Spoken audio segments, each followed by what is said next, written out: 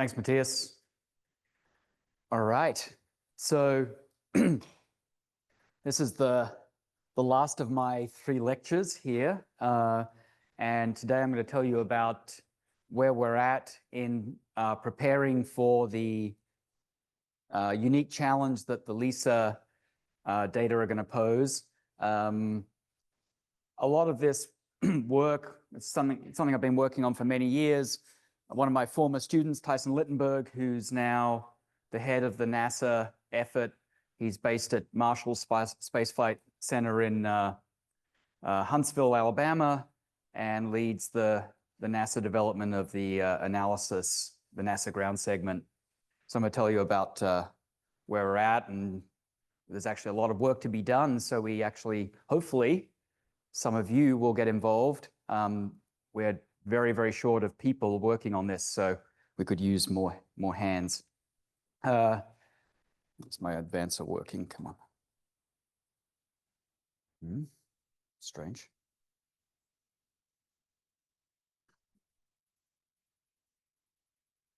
I've got a complete freeze up here. Oh, there we go. It was just asleep. Okay. All right, so here's a summary slide that the project made, just going through the stages, because they have all this terminology. They actually have what they call level 0 data coming off the instrument, and then they have to process that to remove that otherwise overwhelming laser phase noise that I talked about yesterday using time delay interferometry. And then that produces what they call level 1 data, which is essentially like the LIGO or Virgo strain data at that point, right? But there's quite a bit of processing that takes you from the sort of raw phase measurements to actually make this level 1 data. And then we take this level 1 data and we then search for all these different kinds of signals. So tens of thousands of sources, hundreds of thousands of parameters into millions of parameters, a lot of computing power, and that produces what we call the global fit, and I'll get into that today. And the global fit would be, for example, the parameters of all the individual sources, right? And posterior distributions for those. And then the idea is you take that and you form up catalogs and sort of higher level data products into level 3 processing. So that's kind of the picture people have for the processing step, similar to actually what happens in LIGO. What, for example, we were hearing about with the population modeling from Maya is, you're going from these kind of products and then producing, things about the distribution of masses and spins of the objects, things like that.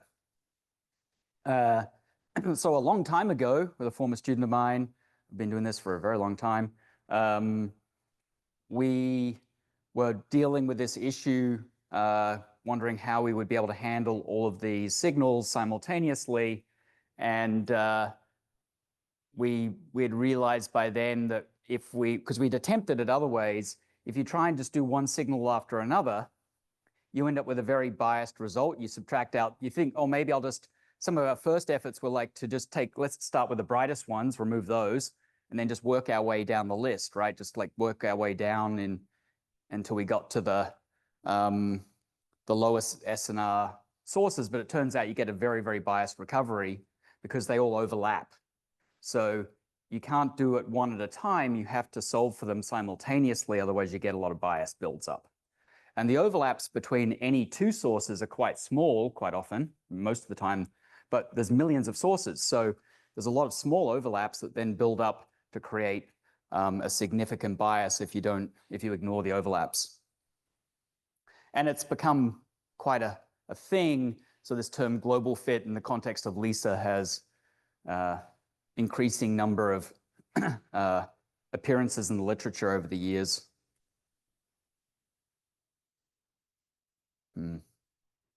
Strange. This is the slide that Chiara was mentioning, where I say LISA is not LIGO in space. That is LIGO in space. That's like grabbing one of the detectors and throwing it up in space. That's actually the Livingston detector. But in contrast to LIGO, LISA has will have millions of overlapping signals. We won't know how many are going to be detectable in advance. The data are almost certainly going to be non-stationary and non-Gaussian. We see that even in LIGO. We're going to have gaps in the data.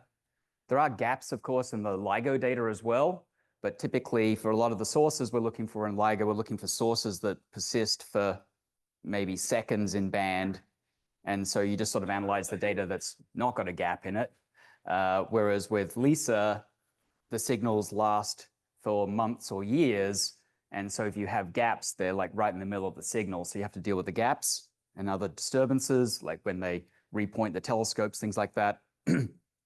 As the detector orbits around the sun, you have a time-varying detector response. The antenna pattern is changing as you. That's also going to be a thing for the next generation ground-based detectors, right? Because the Earth rotates on its axis and it goes around the sun. So once you start looking at signals that last for a day or so in an earthbound detector, you're going to have to worry about this time-varying instrument response as well. And the signals that we're looking for, we expect to have things like eccentricity, spin precession, things like extreme mass ratio inspirals, like that little movie I showed you yesterday, very complicated signals with multiple harmonics and very rich signals. So a whole host of challenges that we haven't yet really had to deal with in the context of LIGO-Virgo analyses. One of the things I'll be talking about a bit today is this, we have this global LISA analysis software suite, GLASS. We even have a logo.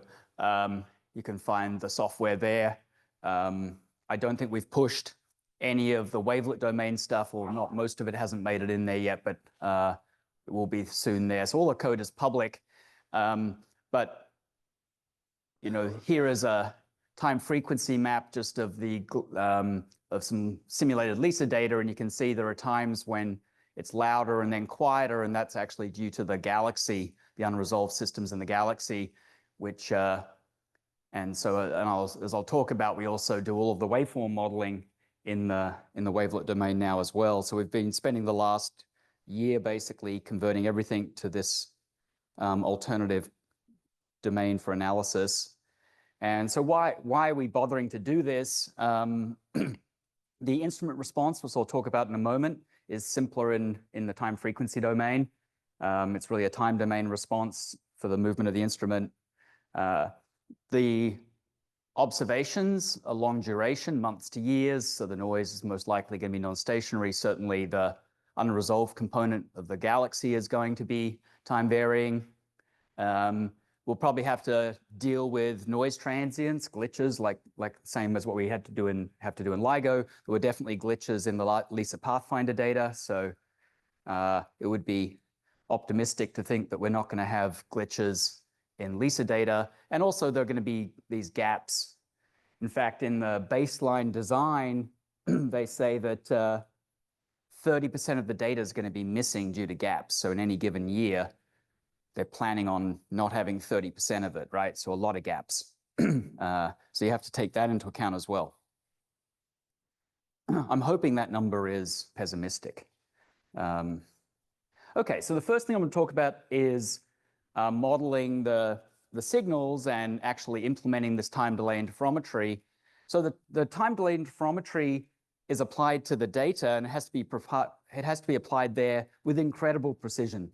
Has to be, you actually have to interpolate between the samples down to sort of like nanosecond type accuracy to cancel the laser phase noise. So it's a very, very precise time delay interferometry has to be applied to the actual data to cancel out the laser phase noise. You also have to apply the same time delays to your signal, but it doesn't have to be nearly as accurate because there's no noise, there's no phase noise in it, but you still have to apply the instrument response, which is the time delay combination.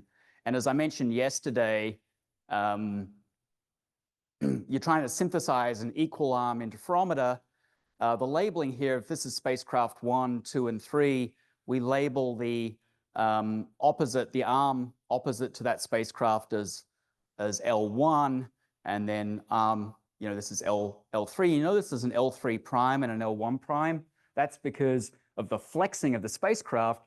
the distance between them on the up journey is different from the distance between them on the back journey, right? Because it's changing shape, which actually means you need to do, this is first generation TDI, which works for L1 and L1 prime equal to each other, but you need to double up the number of terms to account for the flexing. But already, you see, these are all copies of the signal. So suppose you want to evaluate one time sample of Lisa data, you actually need, for first generation, like 16, you have to sample the waveform 16 times for every single data point. And then you have to do it for the 3 different data channels, the X, Y, and Z data channels, right? And it's actually twice as bad when you do second generation TDI. So if you just implement this naively, it's very costly to calculate the response to the, with LIGO, there's no cost. It's just, there's no time delay stuff. It's just, you just multiply it by the antenna pattern, right? So you just only need 1 sample per data point, not, 32. And and you also don't have 3 different channels. You do have 3 detectors, I guess. So here's an example. This is the X channel response of a white dwarf binary at some location on the sky. It happens to have a frequency of 5 millihertz, so like right in the heart of the Lisa band. Here's the signal in the time domain. You can see there's an overall modulation. If I zoom in into this little tiny blue area here, this is what it looks like. It looks just like a sinusoid. It's very slowly evolving in frequency because they don't have very large chirp mass and they're far from merger. So these are like millions of years from merger. So they're only very, very slowly evolving in frequency. So if you look at it, it just looks like a sinusoid in any like smallish chunk of data. But here over the course of a year, you're getting like, 10 to the 8 cycles. And if you think about that, if you're sampling this at like once per second or something like that, which is the Lisa sample rate, that would be 3 by 10 to the 7 samples or something like that. And you would need then to do all this TDI, which means 32 calls to the waveform to make the TDI. And when you're doing this global fit, which has hundreds of thousands of parameters, you actually need to evaluate the likelihood, huge numbers of times. And if every likelihood evaluation requires you to, do all of these computations, it'd be incredibly expensive, right? So if you just do it naively, if I just calculate this TDI response on this laptop, in the time domain, it actually takes my laptop about 5 seconds to calculate just the naive response, right? Just directly do it, as the formula says. And then you wavelet transform it into the discrete wavelet domain. That's what it looks like in the wavelet domain. And that takes, for this data, about 1 second, okay? But that's just doing it naively. So one of the key things that I think you need to be thinking about if you're going to be working with gravitational wave data is you can use your fancy GPUs and computer science stuff, but do algorithms first. Use your brain first, then do the computer science, because you can massively speed this up, because the amount of information in here isn't what it looks like. It can be vastly compressed. So come up with ways to massively compress the data using algorithms, then go and implement that in a computer. Don't just take the naive implementation and hope that a GPU will make it fast enough for you. So when you actually look at what's happening here, the amplitude modulation that happens over the year is pretty slow, right? If I need to sample this, I don't need that many points to capture the amplitude modulation of the signal due to the changing antenna pattern. And if you look at the phase modulation, most of this is coming, in this case, this is relative to the solar system barycenter. Most of this is just Doppler shifting of the signal from the motion of the detector. And there's a little bit from the changing mix of the plus and cross polarizations. So we call that the polarization phase. So it's a bit of a combination of the two, but still this is a relatively slowly varying function that you can sample quite coarsely to be able to recover. So what we've implemented is I forgot to put the reference up. We have a paper on it called TDI on the fly. So what we do is we actually only sample the waveform, not multiple times per cycle, but once every couple of days, which seems crazy, right? Because it's doing gazillions of oscillations between each day, but you're just ignoring all of those, and you just do these samples. In this case, it was around about 800 cycles between every sample, maybe not quite gazillions, but a lot. And we're just doing the sampling there. So the TDI calculation for a whole year is something like 150 odd samples instead of millions of samples. And then you extract the phase relative to either the barycenter, or in this case, I extracted the phase relative to the signal at spacecraft 1. And this is what it looks like. You extract the phase because it's coming off a varying signal from an arc tangent. And of course, that's only defined between minus pi and pi.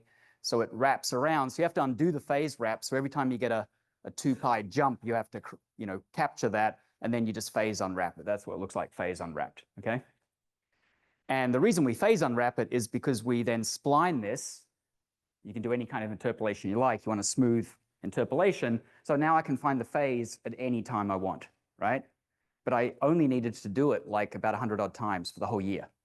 And now I've got the entire TDI phase. Similarly, I get the TDI amplitude, and it only takes a very small number of evaluations. So before putting it into using computer techniques to speed things up, I've already made this 100,000 times faster, right? So get your benefit from using your pen and paper first, and then go and use your computer.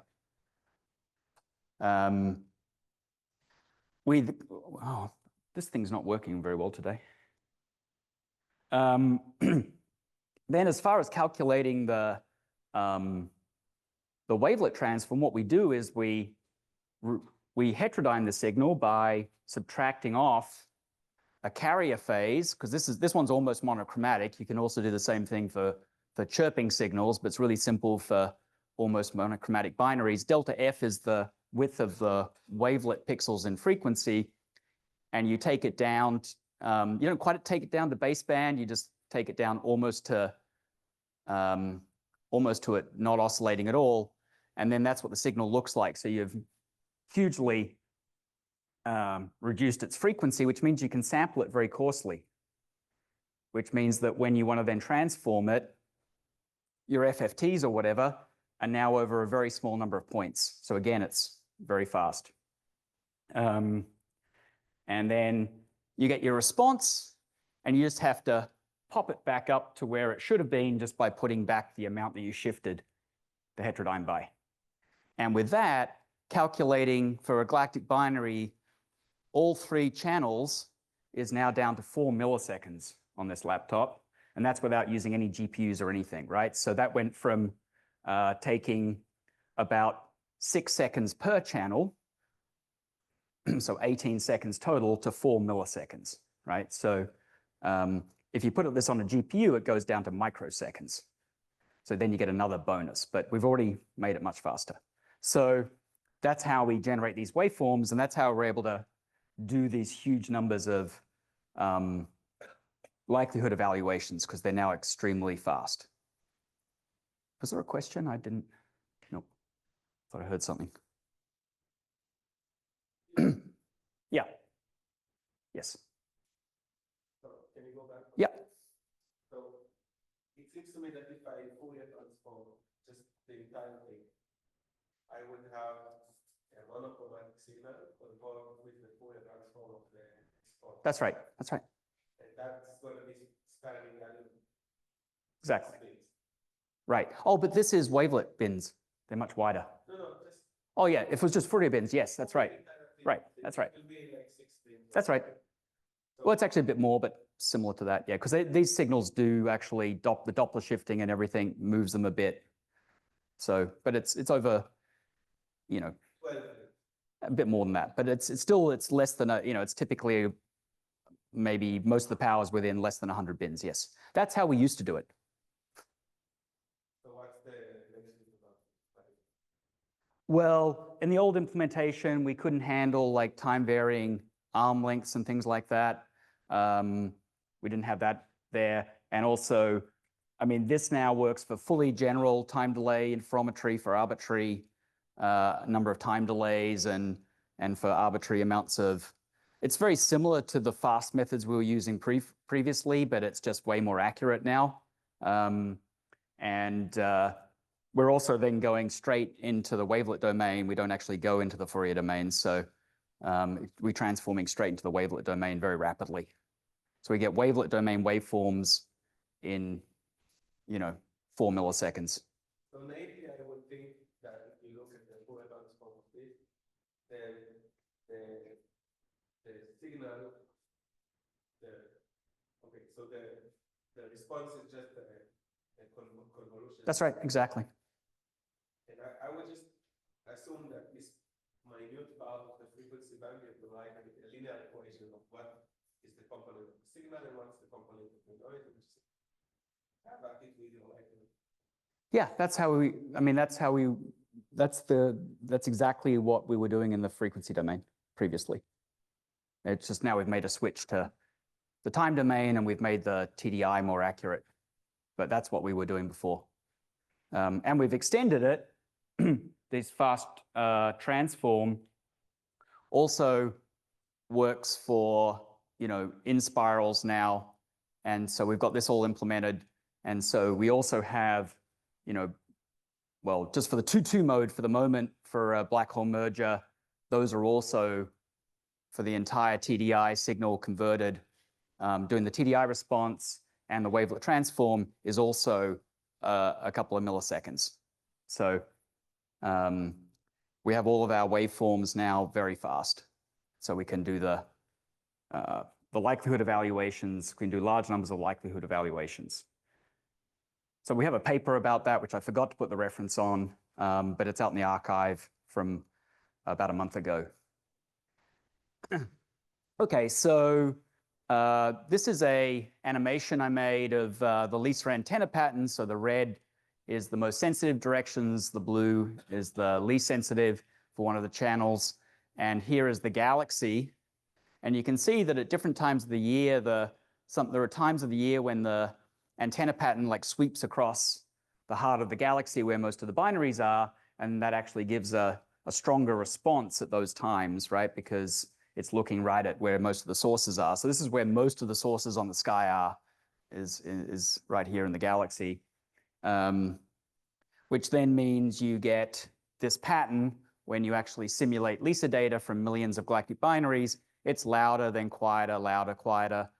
You can whiten it in the time frequency domain.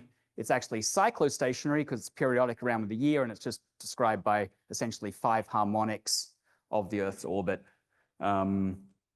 So there's 2 types of time variation happening really to this confusion noise. There's a secular evolution. During the first year, this is the unresolved component. But as time goes on, you better resolve the signals, right? You collect more data, you can subtract them better. And so the unresolved component drops because you resolve more and more, you take out more and more individual signals that you're able to resolve and subtract them off. And so the leftover level, if LISA were to run for 8 years, drops quite a bit, okay? In addition, this confusion noise, the spectrum in frequency, is also modulated in time. And these A&E channels are 2 of those combinations I talked about yesterday that synthesize 90-degree interferometers formed out of the X, Y, and Z. So you have this annual modulation, but you also have this steady sort of secular evolution as it drops in amplitude. Which actually means that if you take a black hole merger, for example, at the same place on the sky, but you just change when it merges, right? Say, okay, it merges either on this day, or it merges on this day, or it merges on that day, or this day. It turns out that if it happens to merge when LISA's looking away from the galaxy, you could detect this particular system out to a much higher distance than if it happened to be, if it merged when LISA was looking at the galaxy, right? So the same system can have a significantly different signal to noise depending on when it arrives in the detector, just from, you know, how loud the background from the galaxy is at that time. So some sources are going to be lucky and just happen during those quiet times.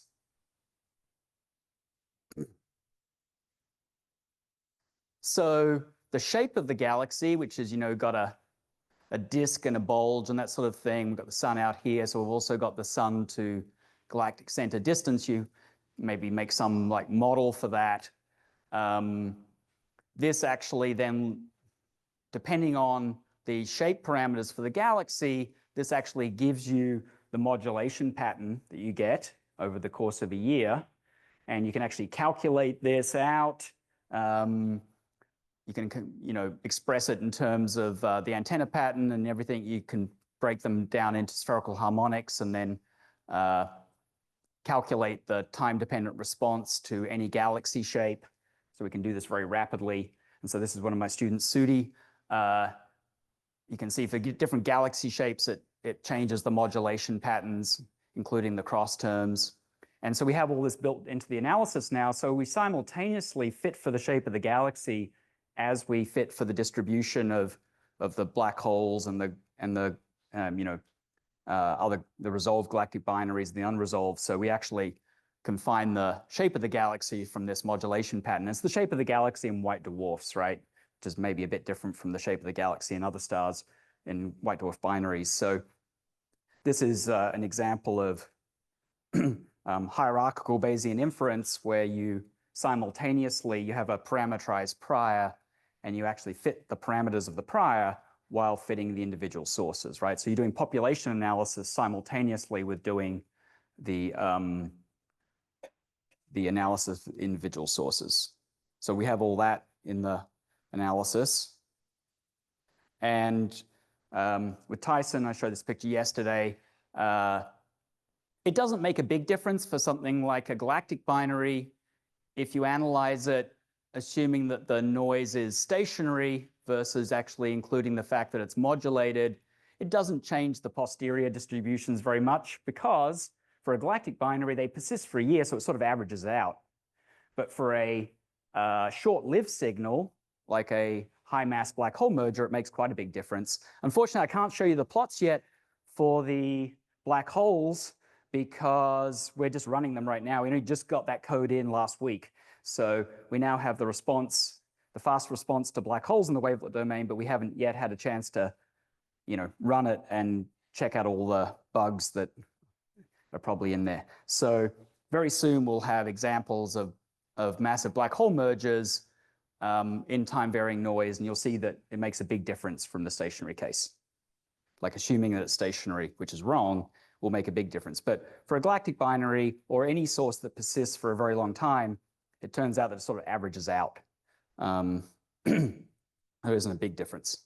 Okay, with another student of mine, Noah Pearson, we've been working on the problem of LISA data gaps. Other people have looked at this previously. We're doing it again in the time frequency domain. So here's an example. We've got some data with various gaps. And what you can't see very well on this scale is these gaps have been filled using something called Bayesian data augmentation. And we've got a very fast implementation of this. So the original implementation in a paper by Quintan Baghi et al., they had a nice implementation, but it was quite slow. We've adapted their method and made it extremely fast. So this is something we have to be able to do at the same time that you have to keep on updating your augmentation because you're doing it in a Bayesian way. What you're actually doing is you're filling the gaps with copies of the noise and copies of the signal to make it gap-free again.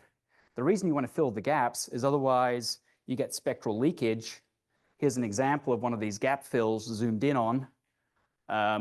So this is actually what the true data looked like. So remember, this was fake data we made, and then we chopped holes in it. And here's the fills, which are done in a Bayesian fashion. So it produces these fills here. And then that's what the data looks like if it were wavelet transformed.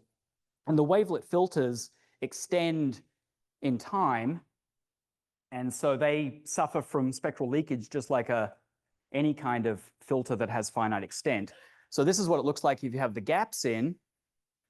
But then when we fill the gaps, all the leakage goes away. There's a galactic binary going across there, right? So we're able to fill the gaps. So you update the gap fills as you update the solution because you're drawing new realizations. You're updating the noise model. You're doing new realizations of the noise that you fill in the gap. You actually fill the gaps with signals as well because you just extend your signals right through the gaps. And this way, we're able to treat the data as if there were no gaps because we put fake data where there isn't. And it allows us to use all of the fast waveform models that we have. If we had gaps, we'd have to treat the waveform around every gap differently, and it would make everything slow. So this allows us to use fast transforms all the way through. Yes?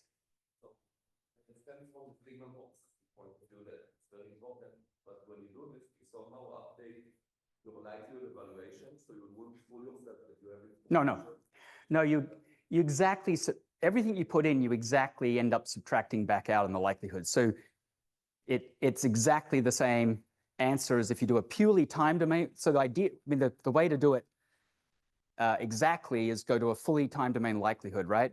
So it just doesn't use that data. You get exactly the same answer with this because what you've added in, simplest to see for the signals because you've added in the signal, but you immediately subtract exactly the same thing when you compute the likelihood, so it's just gone. But it turns out the noise you've added in is a realization of your noise model. And that, as you remember from the other day, what you put in the denominator of your likelihood is the same as subtracting the noise.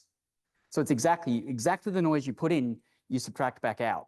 So you get no additional SNR, you get no additional information because you filled with your model and then removed it with your model. And for the signal process, it's just to make the signal processing as if there was no gaps, but you've added no information.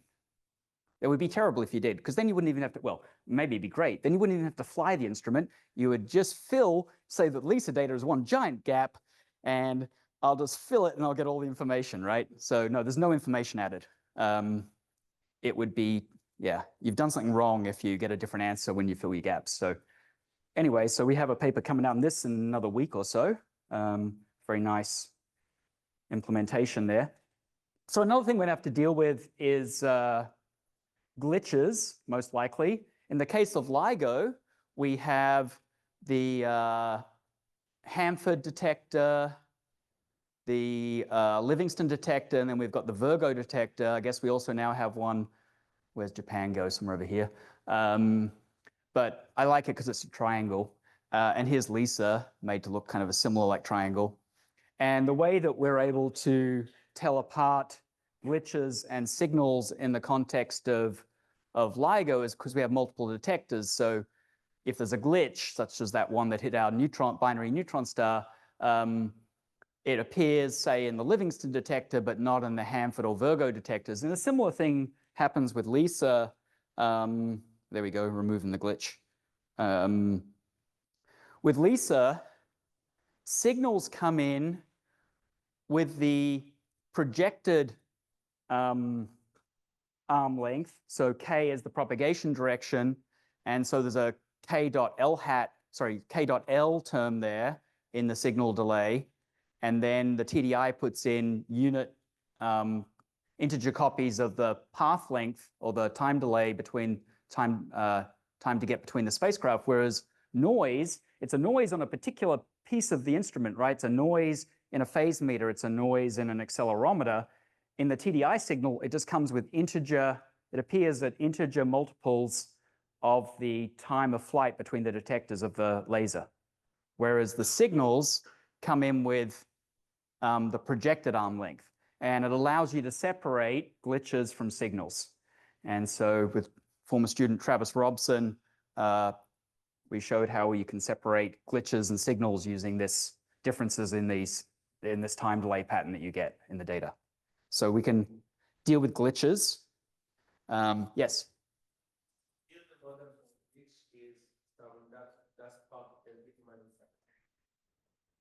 I mean, even in LIGO, we don't know what most of the glitches are caused by. So, I mean, so the assumption that it's integer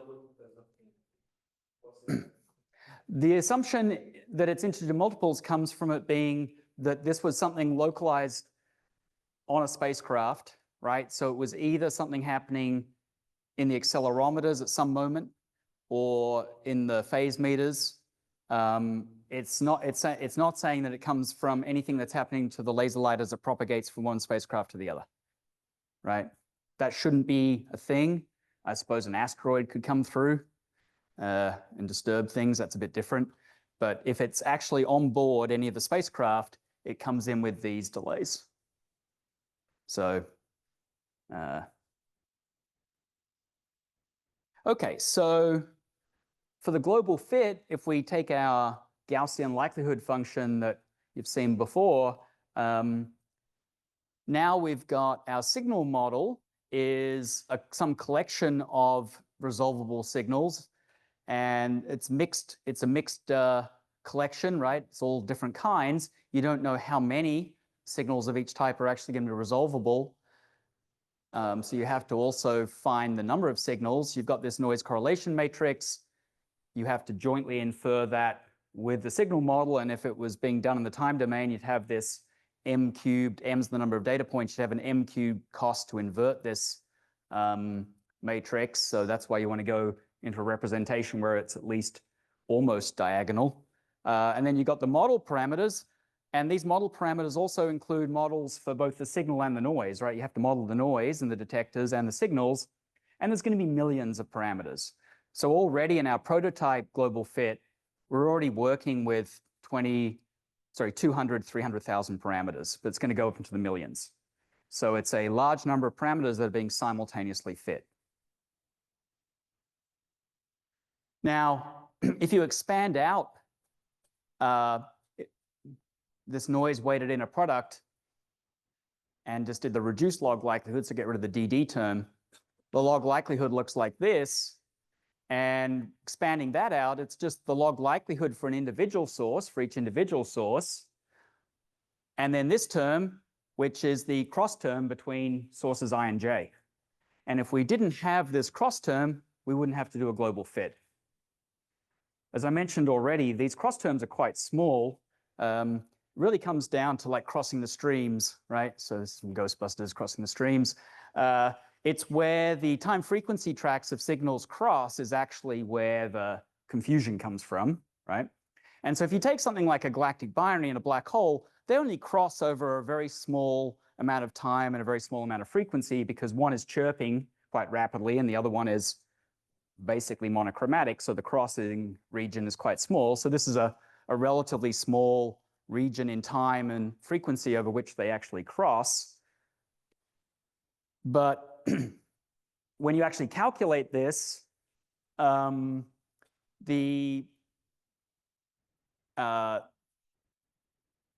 this cross term scales like the black hole signal to noise, the galactic binary signal to noise, it's prefactor about 10 to the minus 3, and then a random phase. But there are millions of these, or tens of thousands of galactic binaries that you're resolving. And in a random walk fashion, this goes as then the square root of the number of galactic binaries. So the actual overlap scales, at around 0.2 or so of the match. So it leads to a very large parameter errors if you ignored the overlaps. So each one individually is very small, but when you combine them all, you get a very significant bias if you do not do a simultaneous fit. So this is with some papers by Cutler and Harms in the context of the Big Bang Observer back in 2008. And then a decade later, Travis Robson and I revisited this in the context of LISA looking at these overlaps and why we need to do a global fit. So, all right, as I mentioned yesterday, no, actually, it was on Monday, one of the keys to this problem is we don't know in advance how many signals there are, and we don't know, there's different types of signals. So here I've just got different signals given by different colored boxes, depending on whether they might be blue is galactic binaries. I guess green is maybe EMRIs, black holes, whatever, massive black holes. So they have some collection of parameters, and we don't know how many of each there should be. And so we use this transdimensional inference where we hop around exploring the parameters of each part, each element of our model, but also the number of components in the model, right? So we're varying the number of components and varying the parameters of those components. So we explore the model space and then the parameter space of the model simultaneously in this giant transdimensional inference setup. And so the way that we do that is by block sampling.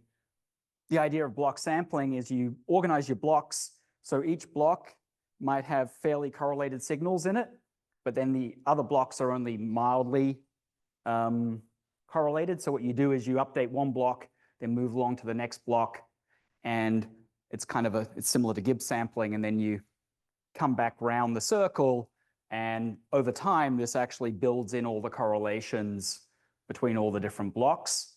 But you should keep any highly correlated signals in a single block and sample those simultaneously so that you can really explore the correlation. But if they're weakly correlated, it's enough just to do it in a wheel-like fashion. The nice thing about this is it means that if someone wants to focus on extreme mass ratio inspirals, they don't necessarily have to worry about what's happening in these other blocks because their sampler just gets the residuals, the data minus the model from all these other models, and then just comes round to their updates, and they don't have to think about the other things, right? They just, in fact, each block can be in a completely different programming language, right?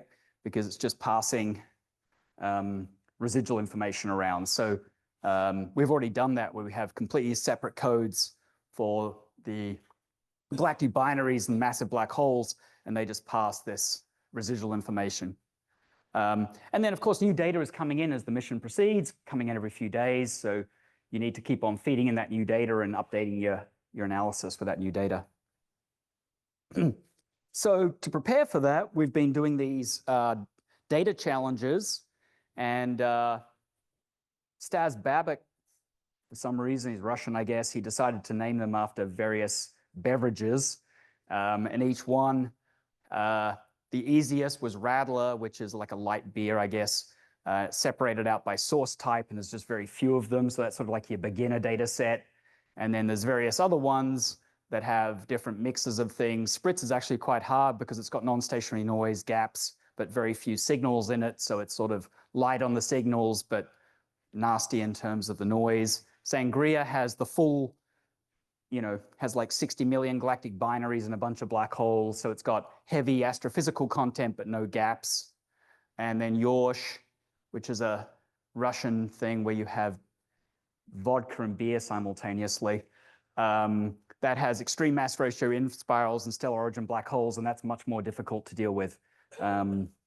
So these are the different challenges we've been working on, and this is the Sangria one, which has all of the, this is the full galaxy, which again is modulated. We've got instrument noise. We've got some merging black holes, and so we've got all these different components, and you've got to pull them all out in your analysis simultaneously, right? That's the challenge. I thought I had a different slide here. I was going to show, I'm going to get to it in a moment, but I thought I had the slide on all the different global fits that are out there right now. Let me just see what happened to my slides. Huh. It's almost like my computer loaded oh no, it was this.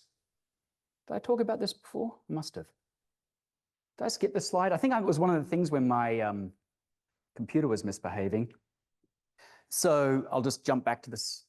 So currently, there are 4 publications where different groups around the world have put together some kind of prototype global fit, right? So there is the one that I'm mostly telling you about today, because it's the one I work on. So this is the NASA one that I'm involved in. There's another that was developed when Michael Katz was at the AEI in Germany. A group out of France has a paper on their version of a global fit. And then there was a Swiss one that was really quite different from the others because it was using like multi-signal maximum likelihood. So each one of them is a bit different. These 2 are very similar to each other. This one is kind of partway between this one and this one. Anyway, there's multiple versions of things out there. And so there's a few different groups working on this, but we really are, given the scale of this task, the number of people working on it is way insufficient for us to be ready for the data in a little over 10 years. So I really do hope that some of you get inspired to join this challenge. There's so many things that still need to be done. I mean, I'm telling you the story as if we've like solved the problem, but we are so far from actually being able to deal with real data that it's kind of scary. So I'm hoping we get more than just, well, ideally, we would have people join these groups rather than maybe start a whole bunch of new ones, unless you've got some completely different idea, which is cool. But most of them are set up in a way, this one looks a bit similar to this, right?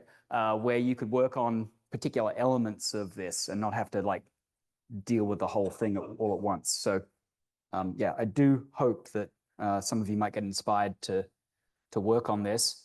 And if you look around over the next year or 2, you'll see quite a lot of jobs advertised in Europe for this kind of work. There's quite a lot of money flowing in Europe now to support LISA science.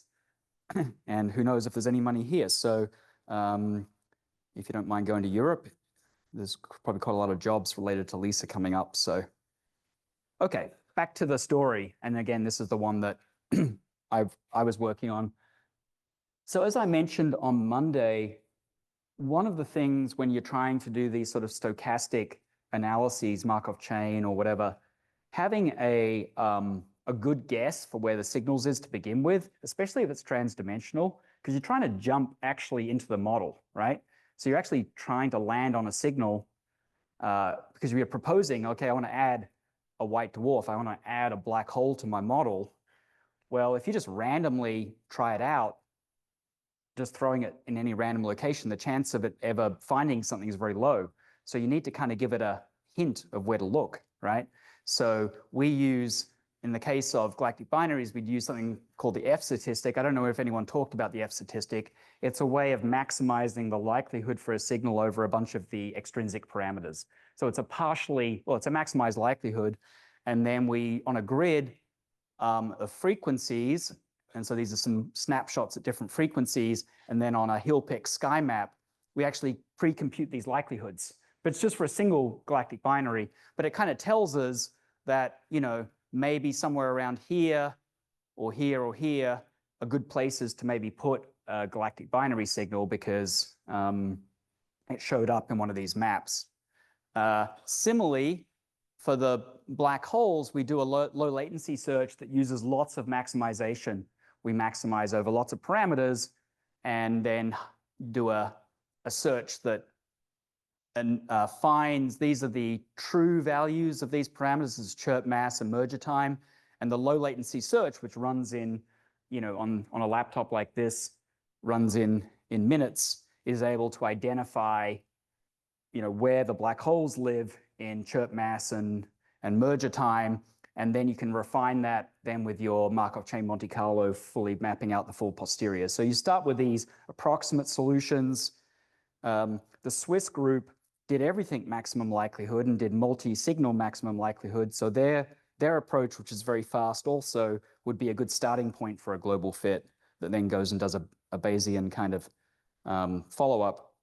One of the other key things that we have is what we call time annealing. So, as the LISA data comes in, week 1, 2 weeks, 3 weeks, or whatever, At first, during the first week, you might detect, well, certainly if a black hole merged in the first week, you would detect it.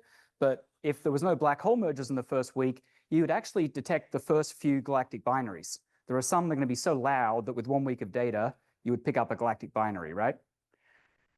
So what we do, well, if you remember that quote from the other day, Lindley's quote about today's posterior is tomorrow's prior. So ideally what you would do is you analyze the first week of data,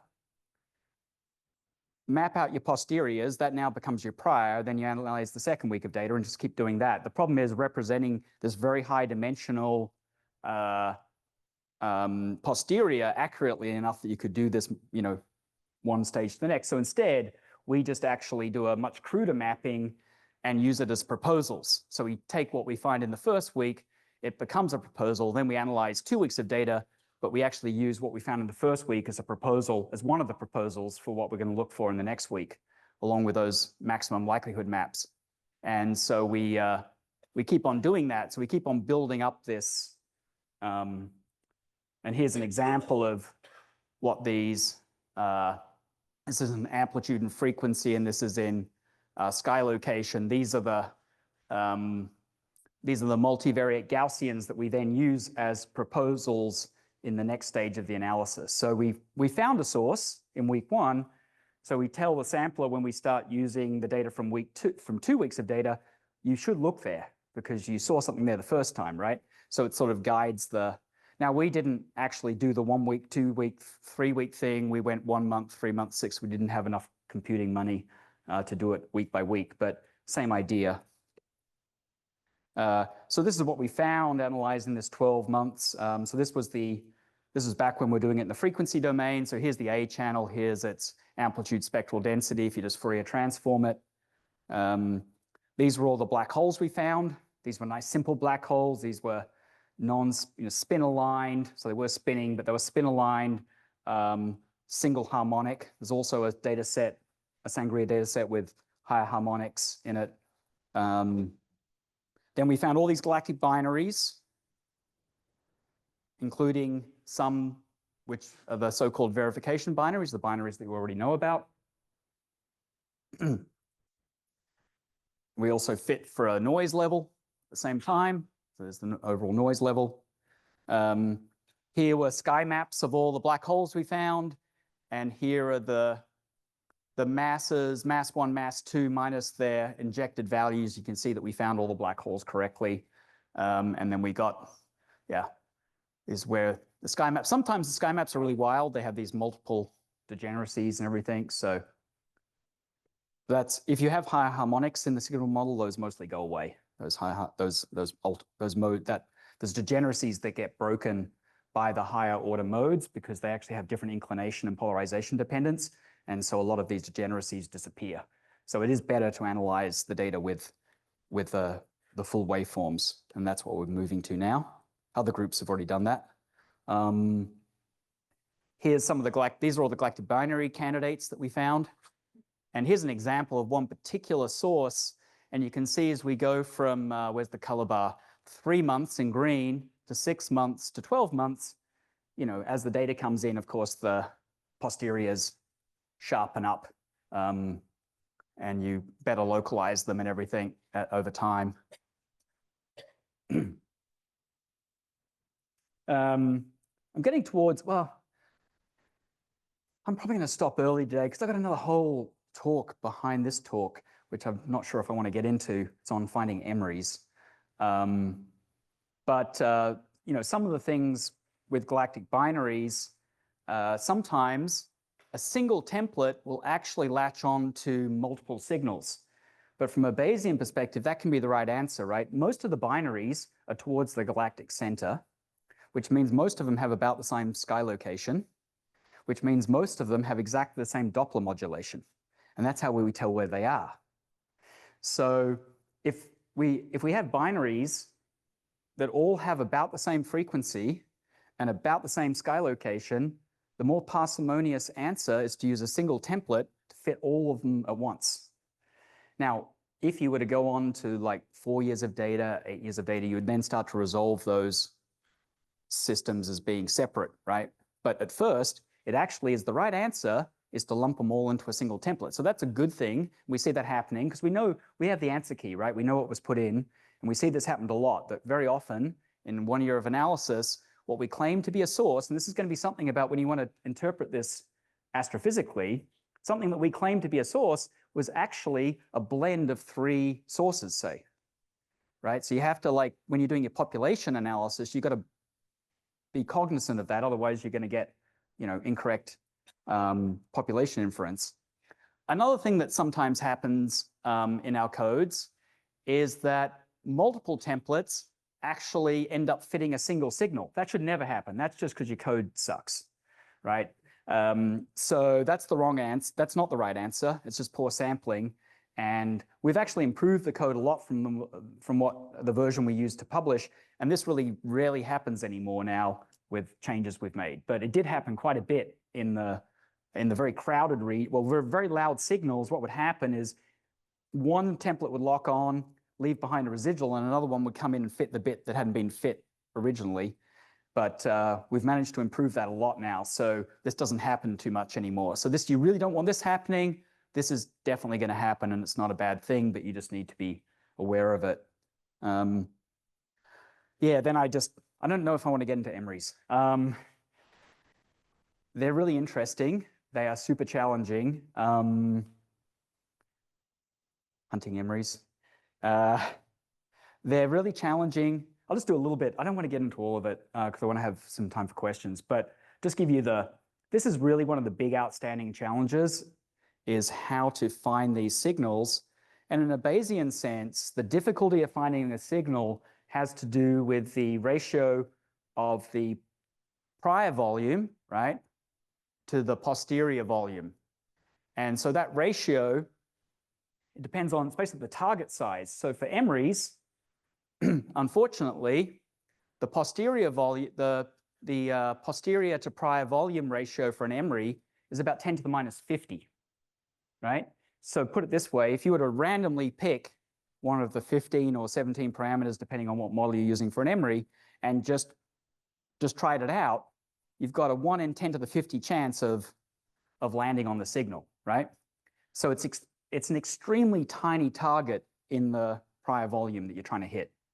So it's, how do you find something that is so localized is really the challenge. But yeah. And so you got this incredible ratio of posterior to prior volume. You've got really complicated waveforms, the power spread of lots of harmonics over many years, so there's not very much SNR in each harmonic, or very much SNR in a harmonic over a given time span of like months. And then that's all happening with other signals, thousands of other signals in there, and non-stationary, non-Gaussian noise and gaps. So I don't think I'll say any more about EMRIs for the moment, but it's an area of active research. It's the most difficult problem, I think, in gravitational wave astronomy right now. So if you want a real challenge, go and find EMRIs and LIASA data. I think I'll stop there. Thank you.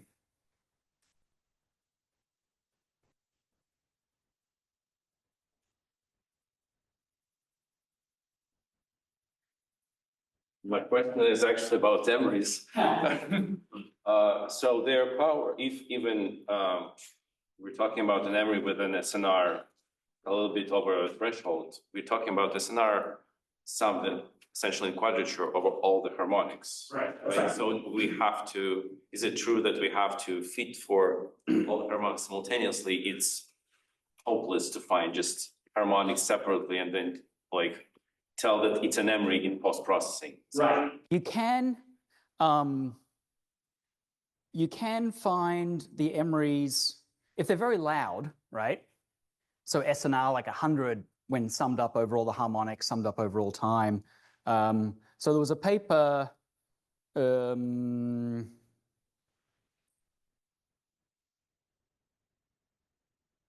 nope. Here. No, that's not that one. No, not that one. Here we go. Not that one. This one. So it was a paper back in 2012 that was doing exactly what you were mentioning, searching for individual harmonics using these very simple phenomenological models, because each harmonic for an EMRI over a moderate length of data, right, say a month or so, can be very well fit just by a frequency and a first derivative, right? I mean, if you try and do it over a year, you're going to need more terms. But these just very much like an EMRI, sorry, very much like our galactic binary waveforms, just modeling them as a frequency and a frequency derivative works pretty well. But you've got the radial, polar, and azimuthal phases, right? And then various combinations of those then combine to give you a particular EMRI harmonic. And so what they did was search for the harmonics and then try and reconstruct the EMRIs out of the harmonics, right? But these, for loud signals, you might get enough power in one harmonic to pick it up. So it's actually not difficult, not that difficult to say detect an SNR 300 EMRI. It gets progressively more difficult as you go down because you're always using semi-coherent methods, right? This is semi-coherent in the sense that you're looking for one harmonic at a time and then trying to put the pattern together rather than looking for all the harmonics. It's also semi-coherent because you're looking over, say, a few weeks of data, doing the analysis over a few weeks and combining it week by week, right? Like adding it up. If you looking at a EMRI more like SNR, say 15, which people talk about as being the threshold, even though I'm not sure that's the threshold, but somewhere number around there. It's way more challenging because the SNR per harmonic now is tiny. Certainly the SNR per harmonic in a given month is even tinier. So trying to do one of these hierarchical buildups is really challenging. So you have to go to longer integration times. You have to search simultaneously for, say, 2 or 3 harmonics. And of course, that grows geometrically in the cost of doing the search, right? So one of the things, you know, when the people at NASA come and ask us, okay, how much is it going to cost to do the LISA analysis? Like, how much computing do we need to budget for? Because they do budgets, right? They're asking, okay, how many millions of dollars do you need? And I give them answers they don't like because I said, well, that's not the right question. I said, if you tell me how much money you'll give me, I'll tell you how many sources you'll get. Because I call this the last EMRI problem. The last EMRI that you find in the LISA data, right? The lowest SNR EMRI, the computational cost to find that one EMRI is going to equal the entire computational cost of everything you've done before. Because it gets exponentially harder, right? So given a finite amount of money, you know, you can get down to a certain SNR. You give me more money, I'll get you one more, right?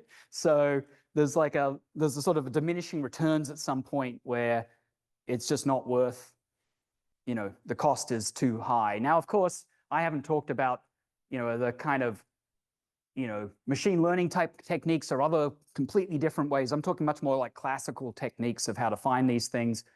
I mean, my feeling on this, maybe I'm a bit old fashioned, is if you can solve the problem using classical techniques, where you actually understand the signal, you understand the model, you can just do it. We can just find all the galactic binaries. We don't need machine learning for that. We just know how to do it using, now we can't find EMRIs. Well, I mean, we can find EMRIs using classical techniques, but we can only go down to a certain SNR. So I think that's a great place maybe for doing something, you know, different, because we can't, it looks like computationally it's intractable to go down to low SNR EMRIs using classical kind of methods. So that's maybe a place for using some kind of machine learning technique. But we can do most of the signals just using classical techniques, no problem. Yes? On that subject and with the shameless self-promotion. So in my group, we are now tackling 3 problems that are quite similar to this one. It's 3 different algorithms that I think at least one of them should be applicable even to the limit of SNR equals 15. So the problems are the problems of pulsar detection, in which you have something periodic that is modulated by, let's say, a Keplerian orbit. So the pruning algorithm is going to be out in the next few months. Really shows how you can zoom in on this 10 to the minus 50 phase space. Cool. So I'll be very happy to talk. And if any one of you wants to tackle the EMRI using the pruning algorithm, please contact me. on the thing. Yeah, I mean, we're happy to have all new approaches and things to solve the problem. So yeah, that'd be great if that works. Harry, you're next. Yes. No, you're next. Oh, I'm sorry. Oh, sorry, next after the lady. Go ahead. My question is kind of random, but earlier you mentioned something called the Big Bang Observer, and I was wondering if you could say something about. Ah, yeah. So the Big Bang Observer. So this was a project. Well, it was an idea for flying multiple LISA-like detectors in space simultaneously. Some of them were, a pair of detectors was overlapping to maximize, well, we wanted to maximize the overlap so that we could look for stochastic backgrounds. And then we had two outrigger LISA-like constellations to give maximum angular resolutions for subtracting off all the binary neutron stars in the universe, because this system was going to be operating between the LISA band and the LIGO band. And so you actually have millions of binary neutron stars and binary black holes that are on their way to the ground-based band. You had to actually subtract off all of those to be able to get to the signature from the early universe. So the goal was to actually detect the stochastic gravitational wave background from the Big Bang. But to do that, you have to get through all of the astrophysical sources in the universe, subtract all them off, and then from the cross correlation, you could then pick up, say, the signature from inflation, right, in gravitational waves. So yeah, it came about, there was NASA puts out these calls every now and then for mission concepts. And so David Spergel, myself, and Chuck Bennett they were all from the WMAP mission. We actually, all three of us worked on WMAP. That's what I was doing when I was a postdoc in Princeton. And we put in a proposal to NASA called the GREAT mission. It was Gravitational Echoes Across Time, right, was our acronym. And so we proposed basically the Big Bang Observer, and then it got accepted. Our white paper was accepted then to then give a study, supporting a study that was led by Sterl Finney out of Caltech, and they renamed it Big Bang Observer, which I didn't think was nearly as good an acronym. But then we worked on that as a project, but of course it's gone nowhere, unfortunately, because it's very expensive. It's not just 4 LISAs, it's like 4 LISAs on steroids. LISA will have a 30-centimeter mirror. These were like meters, like giant, and these were like, LISA has like 1-watt lasers in space. These were going to be hundreds of watt lasers, massive mirrors. You had to have multiple lasers with different colors, because even though there's not very much material in the solar system, you actually start getting, essentially diffraction effects. So you actually have to use multiple lasers to cancel that out. So you have to have different colors of lasers. So a very big, expensive future mission to detect the signals from the Big Bang in gravitational waves. But if you actually want to image the Big Bang directly, not seeing it 300,000 years later, that's what you would build. So if you had a lot of money, you could build a detector to go and find the signals from the Big Bang.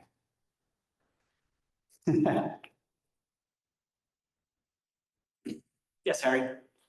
So I was hoping you could say more about heterodyning, because it seems like in the context of likelihoods, it's a reference to a high likelihood signal or template. And then in the context of looking at the waveform itself, right, it's sort of down waveform in frequency. Right. So they're all kinds of, and all of them have the same thing in common, is what you're trying to do is separate out time scales, right? So you've got a fast time scale, which makes something expensive to evaluate. You want to try and eliminate that and work with the slow components of the signal. So with a heterodyne likelihood, Barak and his group independently came up with it sometime later, called it relative binning. There, you're dividing you've got a reference signal that you divide by, and then allows you to rewrite the likelihood in terms of pieces that are involve the fast piece, which you pre-compute, and then the slow piece that you can then calculate very cheaply on the fly for each update to the waveform, right? The kinds of heterodyning I was talking about here were more like the classic signal processing heterodyning, which happens in lots of like devices where you mix in a signal, and it's just really all it is, right? It's just if you have a signal, if you have a cosine and you multiply it by another cosine, say with the same frequency, you end up with, just by the double angle identity, you end up with one cosine at 0 frequency and one at twice the frequency, right? That's basically heterodyning. And so that's the principle we're using, is we basically are mixing in, or since we can work directly with the phases, we actually just subtract a carrier off. And that leaves behind a very slow varying signal, which then, by the Nyquist theorem, you can sample very coarsely and still have all the information. So it makes all your FFTs over very short amounts of data. But the basic concept of any kind of a heterodyne is just to bring a very rapidly varying thing down to something slowly varying. And as I mentioned yesterday with Lisa, in the measurement system, in the phase meters, because of that motion of the detectors, the motion of the spacecraft of meters per second, and the wavelengths being a millionth of a meter, you have these 10 megahertz fringes going by. And if you actually tried to record that, the amount of data you would need to send down to Earth would be enormous, right? So instead, they mix it with a reference signal at 10 megahertz, bring it down to the very slow beat frequency, and that's what they send down to Earth, and it contains all the information you need.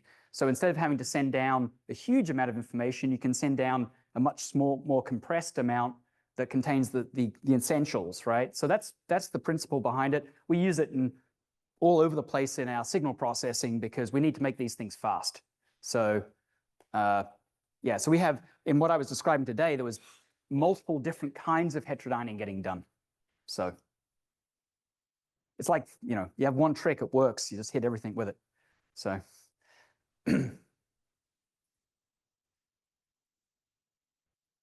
all right, people want their picture taken. No other questions? Okay, thank you.